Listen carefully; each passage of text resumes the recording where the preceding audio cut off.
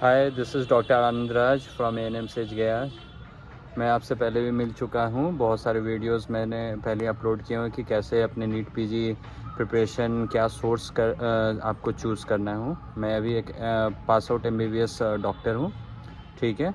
तो मैं आज आपसे ये बात करूँगा कि कैसे आप इंडिया में डॉक्टर बन सकते हैं। तो आपको क्या क्या एग्ज़ाम क्वालिफाई करना पड़ेगा कि आप एमबीबीएस अपने कंप्लीट कर सको।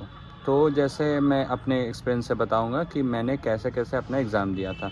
तो चलिए शुरू करते हैं। तो सबसे पहले क्या आता है कि 10th तक तो बेसिक एजुकेशन इंडिया में पूरी हो जाती है। उसके बाद हम लोग को 11th एंड 12th में चूज़ करना पड़ता है कि आप साइंस लीजिएगा कि आर्ट्स लेना है कि और अदर ब्रांचेस लेना है।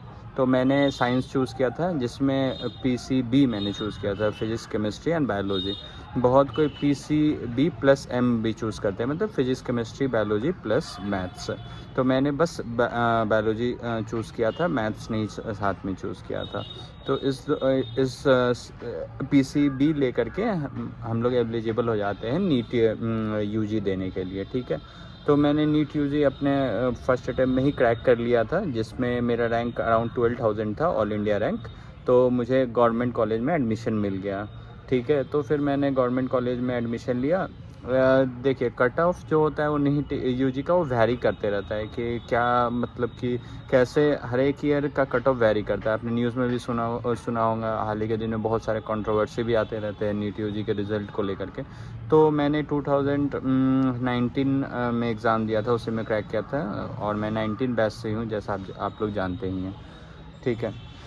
उसके बाद फिर आप एमबीबीएस में अगर एडमिशन ले लेते हो तो फिर हर एक ईयर का अपना प्रॉफ एग्ज़ाम है, जिसमें कि आपको 4 प्रॉफ एग्ज़ाम पार करना रहता है, हर एक साल पे होता है। और फिर लास्ट में 1 साल की इंटर्नशिप होती है। तो 5.5 ईयर की टोटल कोर्स हो जाती है, और फिर आप नीट पीजी के लिए एलिजिबल होते हैं, जिसके लिए फिर वो स्पेशलाइजेशन में डिवाइड हो जाता है आगे, ठीक है।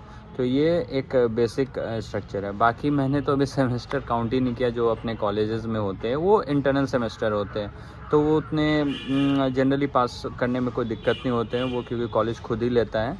बाकी जो प्रॉफ एग्ज़ाम होता है, जैसे कि आप पर्टिकुलर अगर स्टेट्स हो, जैसे मैं बिहार से हूँ, तो बिहार के पर्टिकुलर जो जितने भी गवर्नमेंट कॉलेज है, सबका एक ही बोर्ड होता है। जितने भी एग्ज़ाम्स होते हैं उसी से हेल्ड होते हैं, या तो पीएमसीएच हो, एनएमसीएच हो, गया, भागलपुर, जितने भी गवर्नमेंट कॉलेज है बिहार में। तो हर एक ईयर हम लोग का जो प्रॉफ एग्ज़ाम होता है वो साथ ही में होता है, और उस सेम ही क्वेश्चंस आते हैं और पास करना रहता है, ठीक है। फिर वाइवा भी होते हैं साथ में, क्योंकि बस तो थ्योरी से हम लोग नहीं पास हो सकते, ठीक है।